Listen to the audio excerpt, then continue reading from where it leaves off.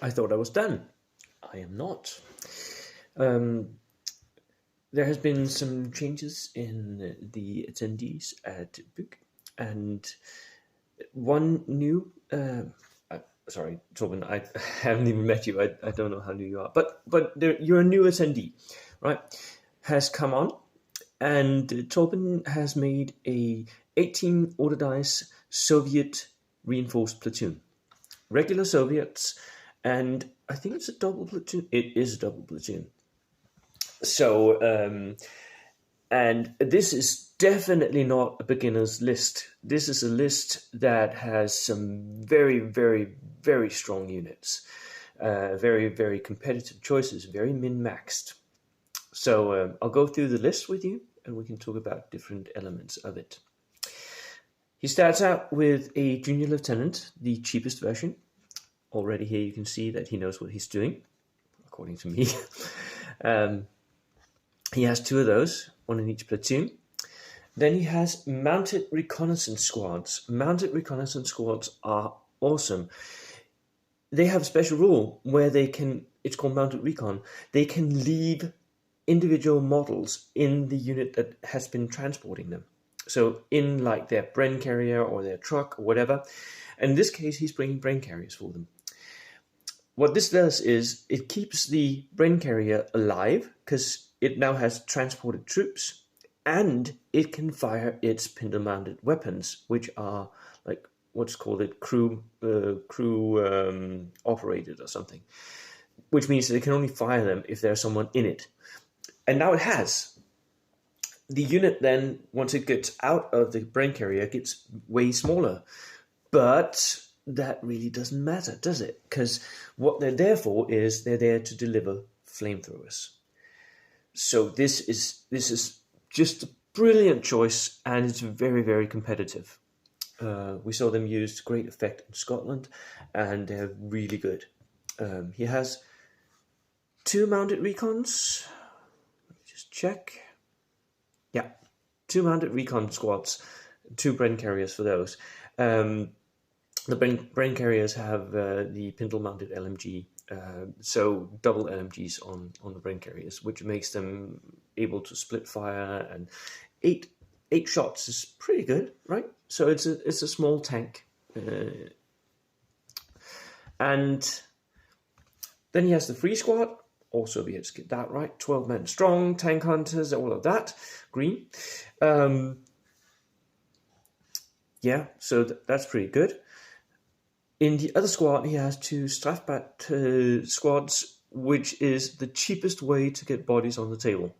They are 5 men, shirkers, inexperienced, 20 points each. Very min-maxed, and they're very good for like staying in one place and going down the whole game. They're an extra die. They can take objectives, but you shouldn't expect them to do much beyond that because they really can't. And that is the infantry. Now, for teams, he has a very team light list here. There isn't the usual mortar teams and snipers and all that. He has 2 teams. A flamethrower team with a ROX 2, which isn't that it's the cheaper version of a flamethrower. Yeah. No, it's when you can't choose the flamethrower guy as an exceptional damage, so he's protected from snipers. Very cool. I like that because you don't have a sniper, so you're a bit like vulnerable to snipers. It's a regular team, works perfectly. And then a dog mine anti-tank team. 2 guys, inexperienced, very cheap, very, very good. Because they always hit on that 4+, and since they have 2 dogs, they're pretty much assured to get at least 1 hit, right? And that is everything for teams. The rest is in vehicles and armor.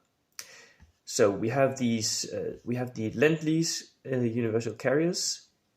Ooh, I just noticed he has 2 of those in his 2nd platoon as well, which means he has 4. This is actually a tank platoon of Bren carriers. I think he's going to either put his flamethrower team and his dogmine team in a Bren carrier, actually, or he's going to put the Strafbats in a Bren carrier. If you do that, Torben, remember that the guys actually firing the pintle-mounted LMG have the experience level of the guys firing it. So you can actually have that -1 if you have inexperienced dudes firing that LMG. This is a really good list. I like it a lot. Cool. Okay, let's talk through the armor. So there was the 4 Bren carriers. There was a side. First platoon, he has a D12 light armored car. It's pretty standard. It's wheeled and it has 2 LMGs. Recce 7+.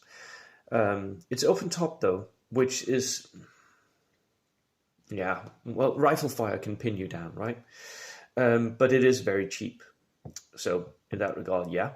And then an M17 anti-aircraft vehicle, which is a half-track 7+ open-topped, again, with the open-topped, but it has 4 turret-mounted HMGs. That is a lot of shots. That's 12 shots coming out of that with a +1 against infantry. That's pretty good. It is too expensive in my view. It costs 125 points, which is the same as a tank. It's almost the same as a Darker Steward, which is better. It just, like, in my view, is better. But it is really good. And if you can get it up into the side of an armored vehicle, then you can pretty much guarantee that you'll damage it somewhat, right? Because you have that +1 against armor as well. Against soft-skinned, yeah. Very good. That is the only choice where I think this is maybe too expensive for what it does, but it's still pretty good. If you fight against that, and if it starts like shooting at you, go down. Please go down.